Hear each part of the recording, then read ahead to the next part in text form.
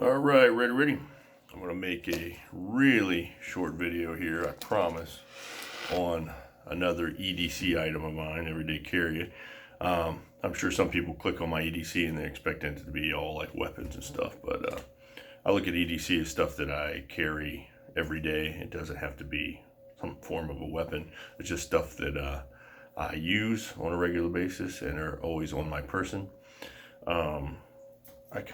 I think I mentioned this item once before in a video. I just didn't have it on me, so I actually grabbed it this morning. I typically do carry one every day, but I brought my favorite one with me today, and it is my pocket watch.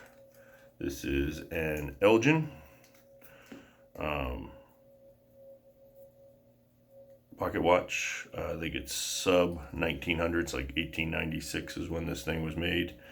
I just recently got into pocket watches. I've always been interested in old things, and I love old westerns where they all have their pocket watch in their vest pocket, and big fan of Peaky Blinders, where they all have their their pocket watches. It just throws me back to a time when I wish I lived back then. I would often say I feel like I was born in the wrong era. But anyway, I'm gonna go into it a little bit. Like I said, whenever I get into something, I try to find out as much about things as I can. And when I started collecting pocket watches, Elgin was one of the good ones to get into, because they're mass produced. Quality watch, but they're still readily available, and the prices aren't ridiculous, and you can still get them working. The thing you got to watch out for is if you don't know how to fix a pocket watch, which I'm sure most people don't, because there's just so many intricate little pieces in there. It costs more to fix them than they actually are worth, unfortunately. At least value, I guess, just on the market, but to you as a person, they may be worth more. So I always make sure that when I buy them, they're in working order. I talked to a guy that has serviced some of my other watches in the past, and he kind of flies in the face of what a lot of people say, but he says that you run it until it breaks, and it's actually cheaper to fix it than to service these things. So I don't, I keep it in my pocket. I don't use it outside where it could get dirt and stuff in it, and I always buy ones with the full hunter case. So this is called a hunter case. It's not open face, it's in the case, so it keeps it from getting super dirty. I do have an open face one, but unfortunately I've scratched the crap out of it just by being in my pocket. And I'm a big fan of, I wear Levi's, and they still have the watch pocket in them, so that always works out for me. But anyway, a little bit about the watch. First, the chain is an antique, all solid silver pocket watch chain. It's really nice, very heavy, all silver. And then the cases for these were made by a separate company, but it's coin silver. So to make these cases back in the day, they would melt down coins, which are mostly silver, to make these cases. So it's kind of crazy nowadays how much silver is worth, but back then it was cheaper just to melt down the coins, which were pretty much all silver, to make these cases. Like I said, it's an open face. One thing you definitely don't ever want to do with these things is, you push down with the stem to pop it open, and you want to control it so that it only goes to 90 degrees.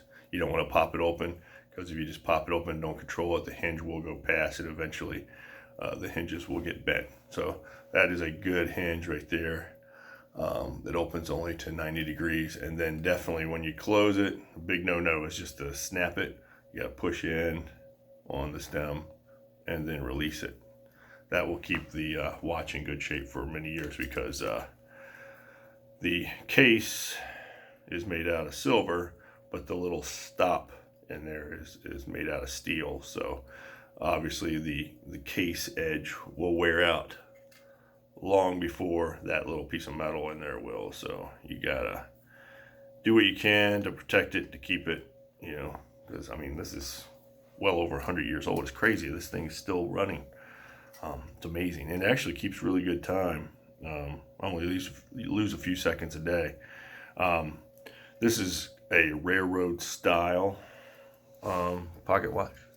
As you can see, the stem is actually at 3 o'clock as opposed to being at the top. And what makes this railroad style, it's not railroad grade stopwatch. Oh, that's big money. And to give you a little history, if you don't know what a railroad grade pocket watch is, back in the day, these were invented, at least the railroad grade ones, to run the trains and to keep them on time. And the most important thing was to keep them from running into each other. So there are certain features of a railroad grade pocket watch that's different from a regular pocket watch. And the first thing is they have this little lever. I'm gonna pop it out here. You can see that little lever right there. That little lever. That's how you change the time. A lot of them, you just pull up on the stem. But the reason that feature was put on a railroad style was so that you'd accidentally pull the stem up in your pocket or whatever, and then end up changing the time, and then you don't actually know what the time is, and you could end with collisions in the trains, or they running not on schedule. Anyway, so that's a big feature on the railroad styles, is that little lever. That's just this little safety feature from changing the time. Otherwise, it does wind up like a normal pocket watch with the little stem up here.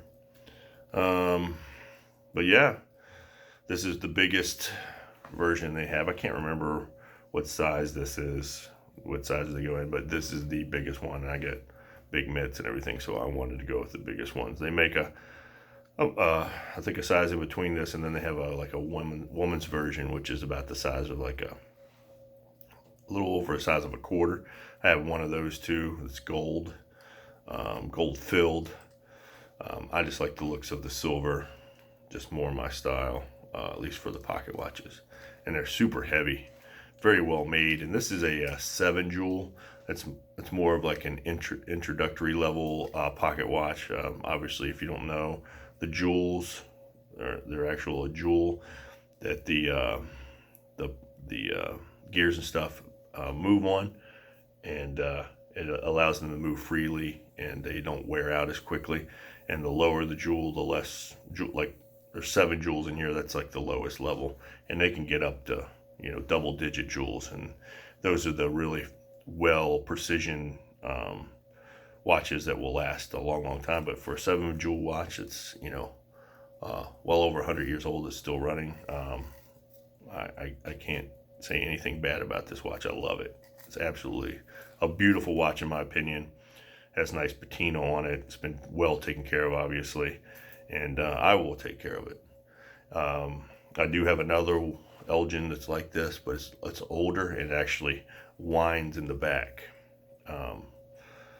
So that one's, it works. It's just it's kind of a pain in the butt to wind it, and I'm always afraid I'm going to overwind it for some unknown reason. I guess, I could overwind this too, I guess. But anyway, that is my take on the Elgin.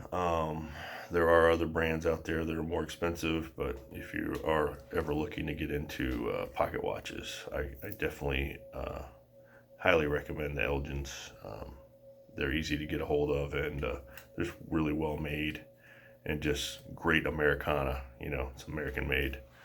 But yeah, just to give you another close up of it, you can see that. I think the stem was probably replaced at some time. It's just worn down, but looks like it's brass. The silver's worn off, but I actually love the way that looks. But yeah, love this watch. And enough about that. I told you this would be a quick one, but I'm running on 10 minutes, and I tend to ramble. And thanks for watching, and I'll catch up with you later. Thanks, bye.